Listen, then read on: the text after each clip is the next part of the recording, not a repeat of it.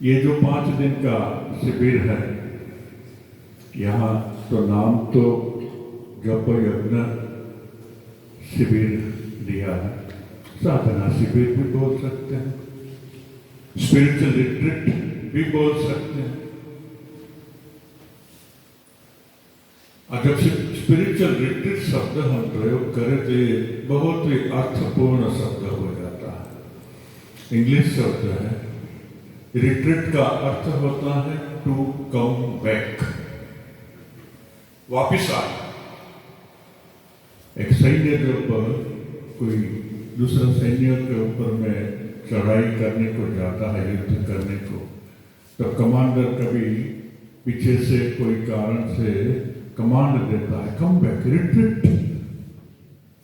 मन का जो बाहर में प्रवाह चला जा रहा है उसको रिट्रीट करना, वह ही आध्यात्मिकता है।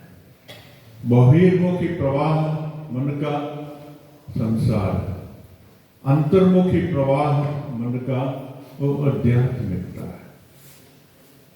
आत्माभिमुखी, परमात्मा अभिमुखी मन का प्रवाह होना, फिर वो जप से हो या ध्यान से हो या आत्मचिंतन से हो या परमात्मा के प्रेम में मग्न, कोई जप भी नहीं, कोई ध्यान भी नहीं, वो प्रेम में इतना मग्न है जो मग्नता में अपने आप को भी भूल जाता है और शरणागत हो जाता है। ये भी अंतर्मुखी है। विभिन्न भूमिकाएं, विभिन्न प्रकार के साधकों के हिसाब से साधनाएं बनाई गई, मगर जगत जप यज्ञ की अभी साधना चल रही है। इसलिए हमारा पूरा का पूरा ध्यान जप के प्रति रहना है। और जप कैसे करना है? मां ने बोला है, जैसे घड़ी टिक टिक टिक टिक दिन रात टिक टिक टिक टिक करती रहती है, ऐसे हमारे हृदय के अंदर में इष्ट का मंत्र जप सदा टिक टिक करता है। जब काम में होते हैं तो टिक टिक सुनाई नहीं देती है, मगर अगर अंदर में टिक टिक चले, और जब काम में नहीं है, मन शांत है, तो टिक टिक राम राम शब्द में राम राम बोलता हूँ। आपका जो भी इष्ट मंत्र है वह इष्ट मंत्र जप होता है। ये जप होते होते इतनी गहराई में चला जा सकता है कि आपका मन ही नहीं, आपके प्राण भी टिक टिक करने लगते हैं इष्ट मंत्र के जप से। आपका पूरा अस्तित्व वो जप की वाइब्रेशन से टिक टिक अंदर में करना चालू कर देता है। ऐसा होता है। स्वामी रामतीर्थ हिमालय में अपने एक पंजाबी शिष्य के साथ में घूम रहे थे। कोई एक गुफा में एक रात्रिवास किया उन्होंने, तो उनका जो सेवक था उसने देखा कहीं दूर दूर गहराई से राम राम राम राम शब्द आ रहा है। उसकी समझ में नहीं आ रहा है ये कहां से राम राम शब्द आ रहा है। तो उठा, बाहर में देखा, आसपास में देखा, वो जानता था यहाँ तो कोई आदमी नहीं है।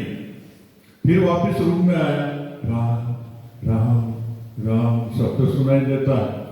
उनको लगा कि रामतीर्थ का शरीर से ये शब्द की आवाज आ रही है। वो गए, रामतीर्थ सोए से है, क्योंकि जिनका मन में ऐसे जप चलता है वो सोया हुआ होने पर भी सोया हुआ नहीं, वो एक तरह की निद्रा समाधि। तो देखा उनके शरीर में से, में कान लगाया तो वहां से राम राम राम शब्द उनको सुनाई दे रहा। तब उनको मालूम पड़ा कि रामतीर्थ राम नाम का जप खाली मन से ही नहीं करते, वो तो पूरा अस्तित्व राम नाम का जप करता है। ऐसे बहुत से उदाहरण है। चोखा मेरा एक भक्त हो गया,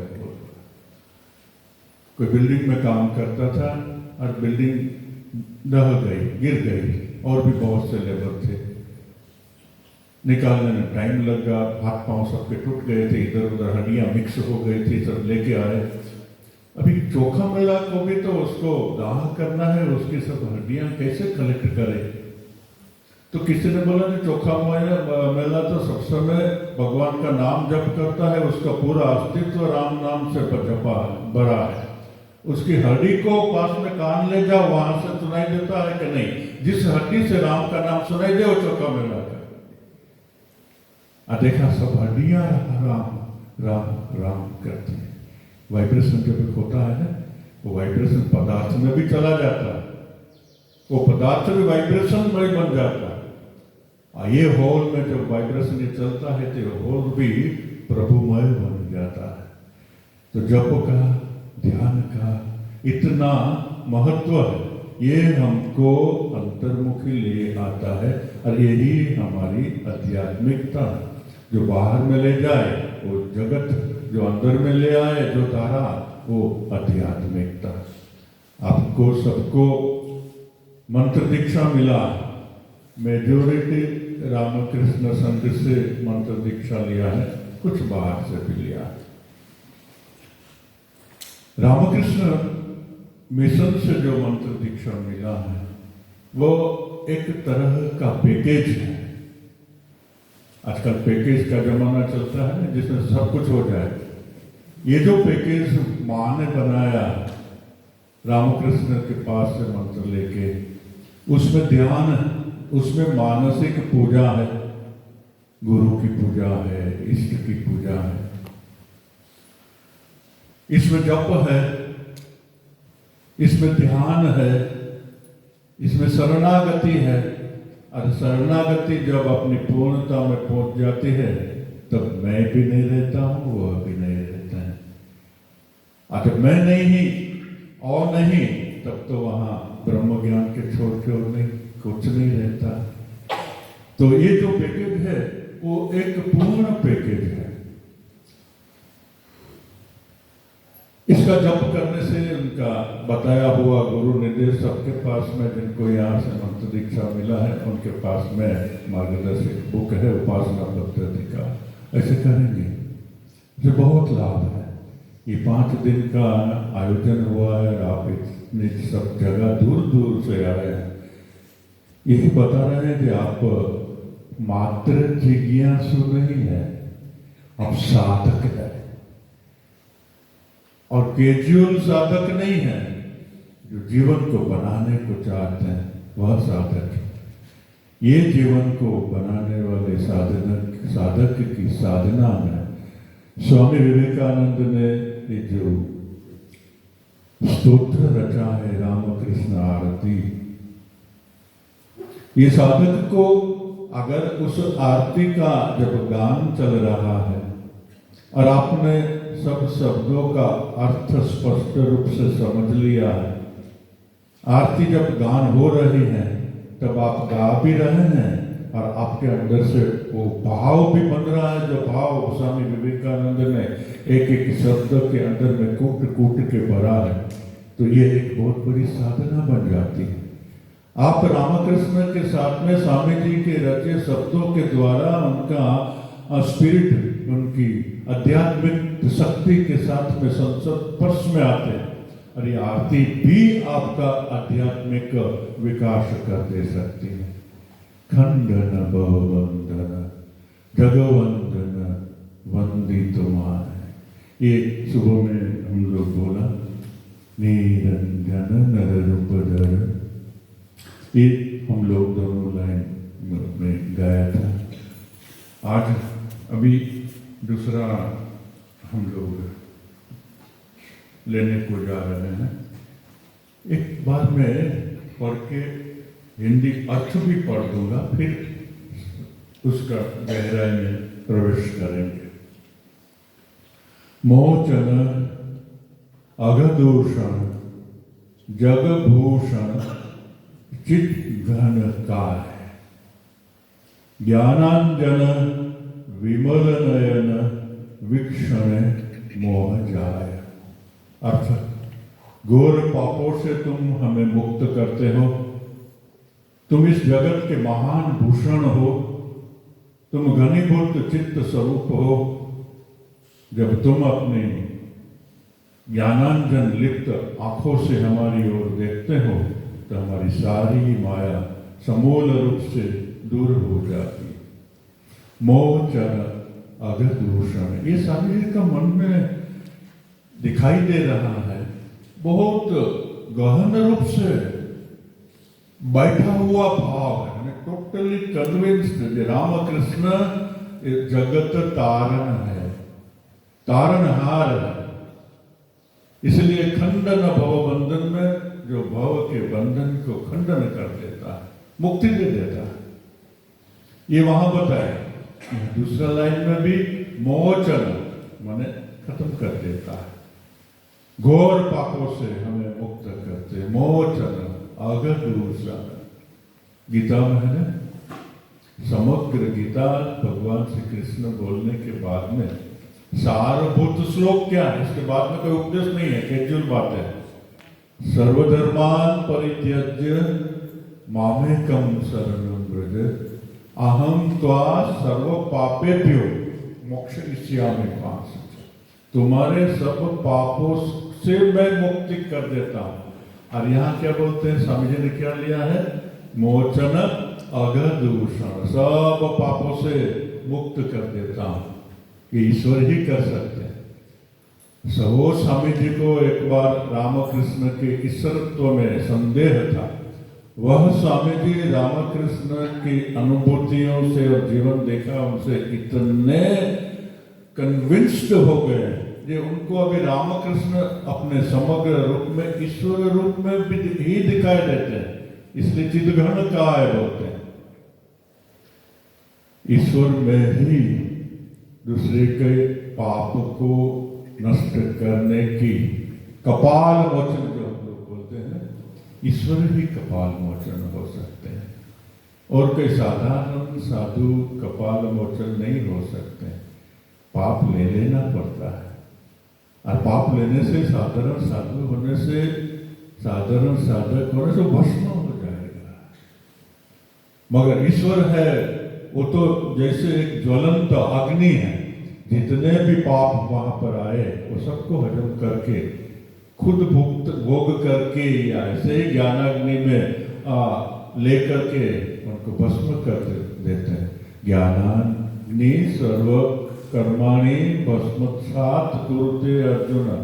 ईश्वर तो ज्ञान स्वरूप है, ब्रह्म स्वरूप है। यहाँ अज्ञान से उत्पन्न जितने भी पाप है वो छाया को जैसे प्रकाश दूर कर देता है, ईश्वर के लिए पाप को दूर करना वो प्रकाश जैसे अंधकार को दूर करता है, इतना ही करना है। क्योंकि ईश्वर प्रकाश है, माया अंधकार है, अहंकार, आसक्ति, क्रोध, लिप्सा, ये सब अंधकार है। और वहां जब ईश्वर का प्रेम आएगा, ईश्वर का ज्ञान आएगा, उसका ध्यान आएगा, उसका जप आएगा, तो इसके द्वारा ईश्वर की शक्ति आपसे प्रकाशित होने लगेगी, और ये सब अंधकार है वो धीरे धीरे धीरे धीरे लय होने लगेंगे, और अंदर में एक शुद्धि आने लगेगी। माँ बोलती है जब कर सके क्या होगा, देह शुद्धि होगी। ये जगत जननी बोल रही है। जगत जननी जब देह बोलती है तब खाली ये देह नहीं होता है, वो तो आर पार देखती है। हमारा यही देह नहीं है, हमारा स्थूल देह है, हमारा सूक्ष्म देह है, हमारा कारण शरीर देह है। जप करने से तीनों देह की शुद्धि हो जाती है। तब क्या होता है, तीनों देह की अगर शुद्धि हो जाए तो रामकृष्ण कहते हैं शुद्ध मन शुद्ध आत्मा एक। जहां ऐसी शुद्धि आ गई वहां पर फिर परमात्मा प्राप्ति दूर की बात नहीं रहती। एक भी जप आपने किया है वो निष्फल नहीं जाता।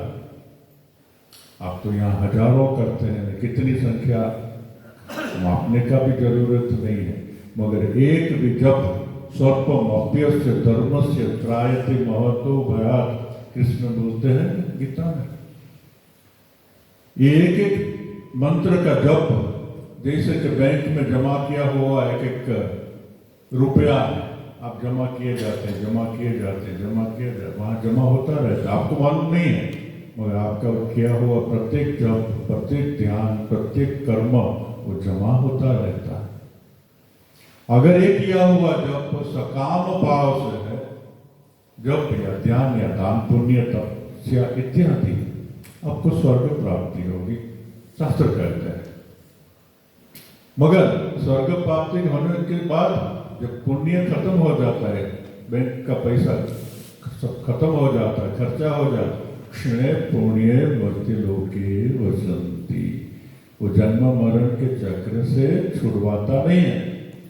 मगर निष्काम भाव से यही जप करो, स्वर्ग प्राप्ति नहीं होती।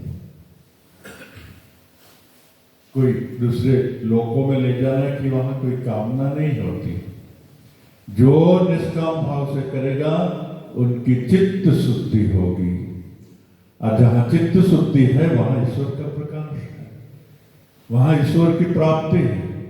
इसलिए ये मंत्र जब आप चाहो तो आपको सुख सुविधा वाला स्वर्ग भी दे सकता है, और आपको मुक्ति के पथ पे अग्रसर लेकर के मुक्ति के पास में, परमात्मा के पास में पहुंचा देता है, उनकी कृपा हो जाती है। तो स्वामी जी बोलते हैं, मोचन अघदूषण जगभूषण, परमात्मा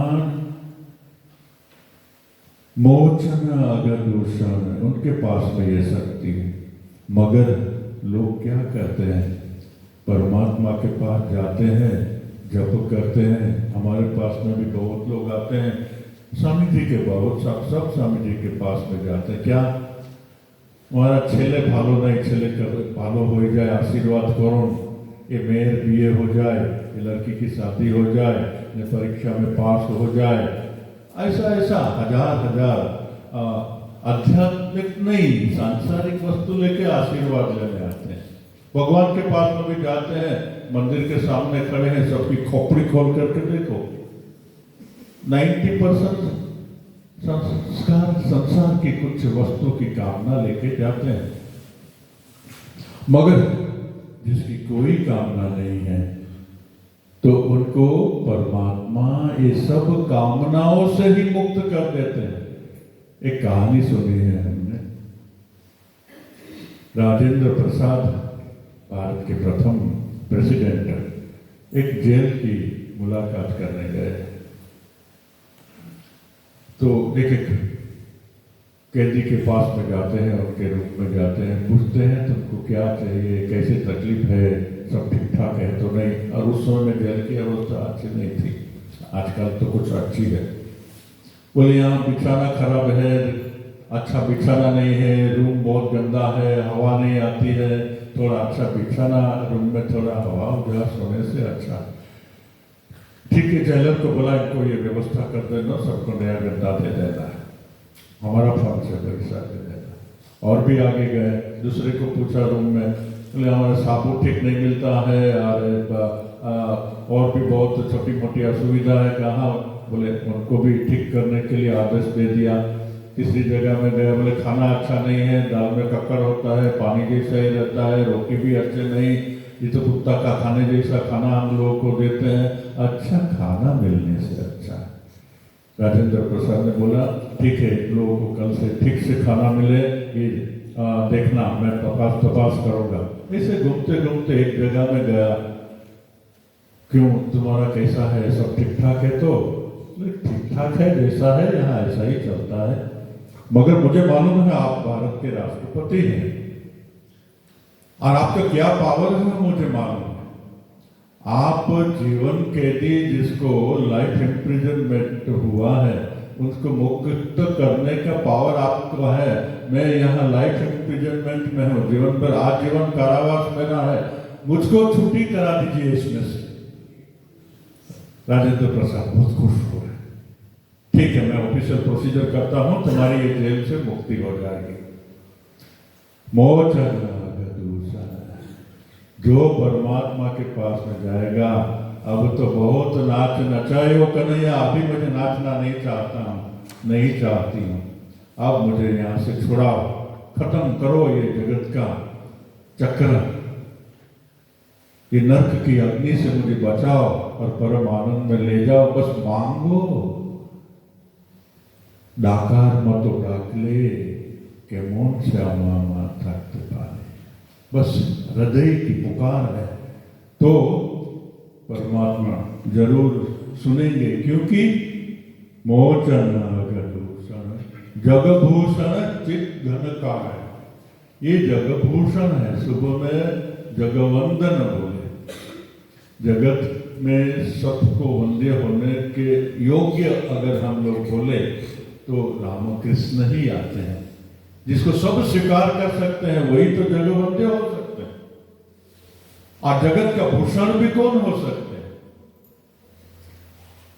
कोई जीसस के ऊपर में कोई क्रिश्चियनिटी किसी को संत का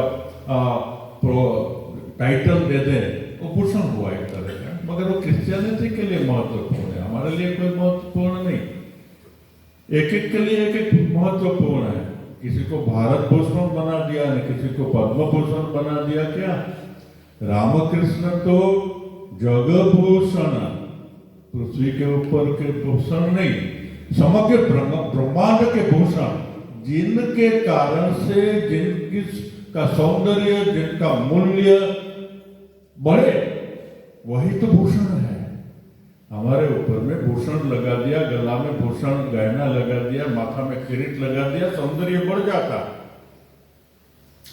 मगर पूरे जगत का सौंदर्य तो आत्मा ही सौंदर्य है, परमात्मा ही सौंदर्य है। वह सौंदर्य सबके अंदर में है। जो एक बार उस सौंदर्य का स्वाद पा जाता है, उसको फिर कोई सौंदर्य, भोगों का सौंदर्य, पैसा का सौंदर्य, प्रतिष्ठा का सौंदर्य अच्छा नहीं लगता। वो जगभूषण है, हमारे हृदय में बैठा हुआ चिद घन का है। रामकृष्ण के जन्म की कहानी हम लोग तो पढ़े, आप भी सब पढ़े हैं, मगर याद करने जैसी। दूसरे दूसरे अवतारों के जीवन में जिस ढंग से कहानी आती है, उसमें पौराणिक कलर चढ़ा हुआ होता है। ऐसे कोई कोई रामकृष्ण की भी कहानी, कोई मैं एक बार गया था, ऐसा पौराणिक कलर बनाने का ड्रामा में प्रयत्न किया था, मगर हम लोग हिस्ट्री जानते हैं। रामकृष्ण ने जो अपना अनुभव कहा कि मैं ध्यान में मेरा मन चला गया, ऊपर उठते उठते एक ऐसा चैतन्यमय प्रदेश में चला गया जहाँ देवताओं का भी प्रवेश निषिद्ध है। अरे प्रकाश, चैतन्य प्रकाश, चित प्रकाश, उस प्रकाश से एक छोटा सा बालक बन गया, चित घन का है। क्योंकि रामकृष्ण ने जो देखा वो सगुण ब्रह्म था। सगुण ब्रह्म की ही वर्णना की जा सकती है, निर्गुण ब्रह्म की वर्णना तो खुद रामकृष्ण भी नहीं कर सके थे। मगर ये वर्णना है जहां आकार बन जाता है, वो सगुण ब्रह्म, वो चिदघन का है। उस चिदघन प्रदेश में एक ऋषि, सप्तर्षि के एक ऋषि ध्यान में बैठे थे और उनकी गोद में जाकर के उनको शरीर पे हाथ लगते ही उसने अपनी आंख खुली और देखा कि जिस इष्ट को वो ध्यान कर रहे हैं वही बच्चे के रूप में सामने है।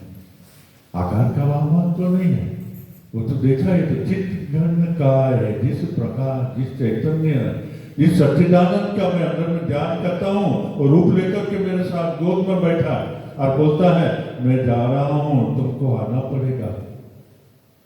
और उसने सम्मति सूचक देख करके फिर अपने ध्यान में चले गए। रामकृष्ण ने कहा कि नरेंद्र को देख के ही मैं पहचान गया कि वे वही ऋषि हैं। तब किसी ने पूछा तो बालक कौन था? तब उन्होंने बताया कि खुद ही वो बालक तक चित्त घन का है। वो जो चित्त स्वरूप है, वह चित्त स्वरूप चित्त सत्ता, चित्त सत्ता आना जाना कर सकती है। सगुण ब्रह्म आना जाना कर सकता है। निर्गुण ब्रह्म सच्चिदानंद वह आना जाना नहीं कर सकता है। आना जाना नाम रूप में होता है, आना जाना टाइम स्पेस में होता है। जो टाइम स्पेस से परे है, जो मन से परे है, वह वहां आना जाना नहीं होता है, मगर सगुण ब्रह्म वह शक्ति है, शक्ति से आना जाना हो सकता है। रामकृष्ण वह शक्ति, वह चित्तघन काय है। तो स्वामी विवेकानंद बोलते हैं कि मोचन अध दूषण जग भूषण चित्तघन काय ज्ञानांजन विमल नयन। ज्ञानांजन कहानियों में सुना होगा आपने, कोई एक जादुई अंजन होता है, काजल, और आंख में लगाने से कहां धन डटा हुआ पड़ा है, छिपा हुआ पड़ा है दीवार के अंदर में या माटी के नीचे, उसको दिखाई देता है।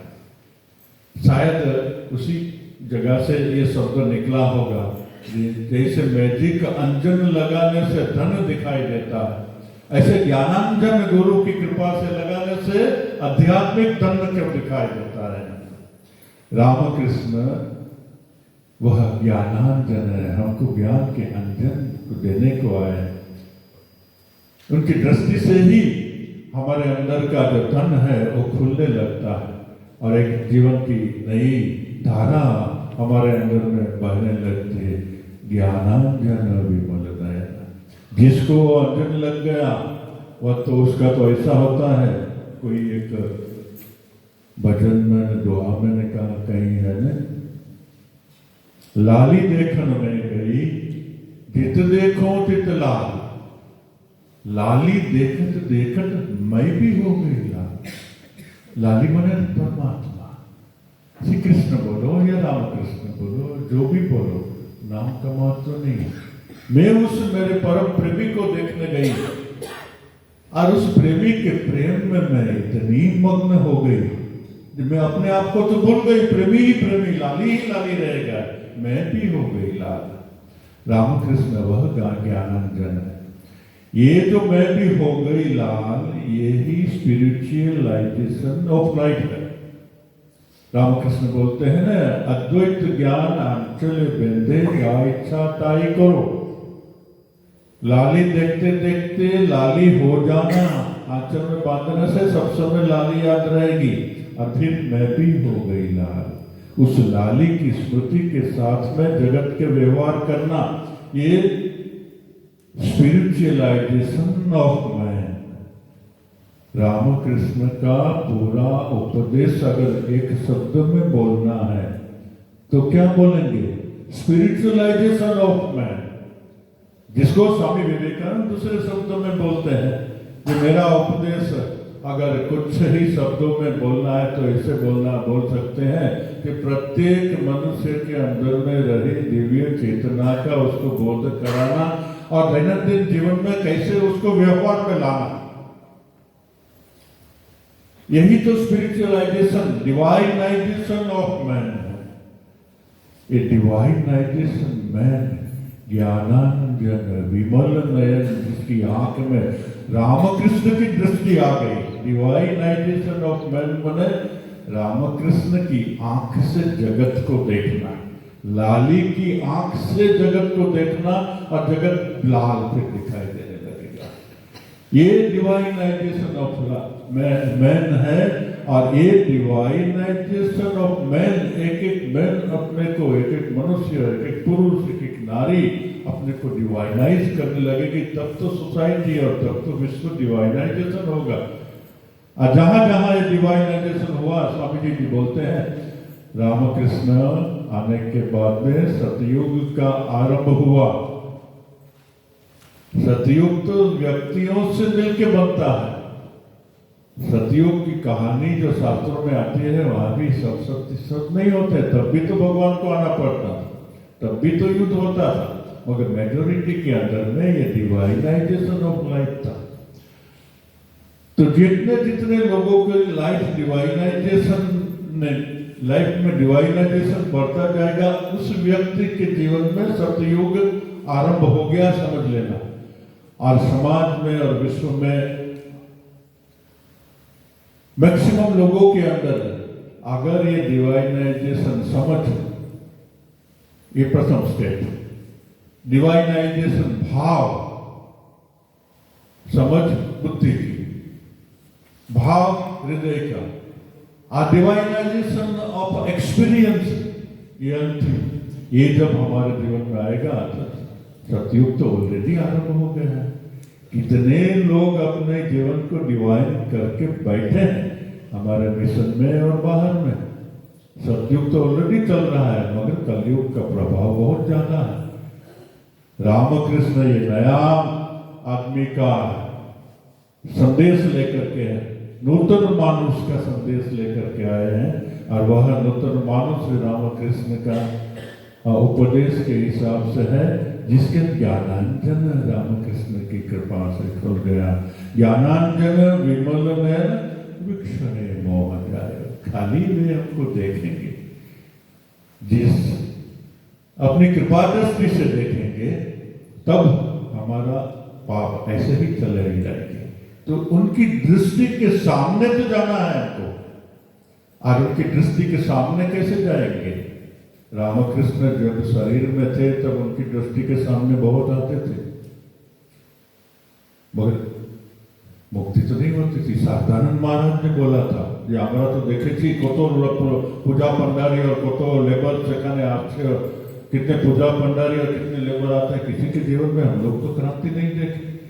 जो कुछ विशिष्ट लोग हैं जो रामकृष्ण की अंतर्दृष्टि के सामने आ जाते हैं, वहां जीवन परिवर्तन हो जाता है, वहां शक्ति का प्रवाह बहने लगता है। वे बोले न बोले तुम्हारा चैतन्य हो। जो रामकृष्ण के पास में जाएंगे, रामकृष्ण की चेतना उसमें बहने लगेगी। जप करो, रामकृष्ण की चेतना बहने लगेगी, क्योंकि जप का जो मंत्र है वो रामकृष्ण के मन से आया, और ईश्वर और उनके मंत्र तो अलग वस्तु नहीं है। जो रामकृष्ण के पास से मंत्र बना वो माँ को दिया या दूसरे डायरेक्ट डिसाइपल को दिया। वही मंत्र गुरु परंपरा में हमारे पास में हमारे गुरु हमारे कर्ण के द्वारा हमारे हृदय में स्थापित किया है। तो रामकृष्ण मंत्र चैतन्य रूप से हमारे अंदर में, जिसने मंत्र दीक्षा पाई है, ऑलरेडी आपके अंदर में है। सचेत बनो, मंत्र से सचेत बनो। मंत्र से सचेत बनना माने मंत्र का सदा जप करते रहना, जानते हुए जब। और एक धारा जब बहने लगती है तब नहीं जानते हुए भी अंतर्मन जप करने लगता है। ऐसी ये जो साधना आप 5 दिन करते हैं और इसमें अपने मन की समग्रता लगा करके जप करेंगे, तो एक जो कांस्टेंट धारा आपके मन में बहने लगेगी, धीरे धीरे धीरे आपके सबकॉन्शियस माइंड में भी जाने लगेगी। क्योंकि जो भी सचेत रूप से कॉन्स्टेंटली हम लोग करते हैं, वो अपर माइंड से सबकॉन्शियस माइंड में, डीपर माइंड में चला जाता है।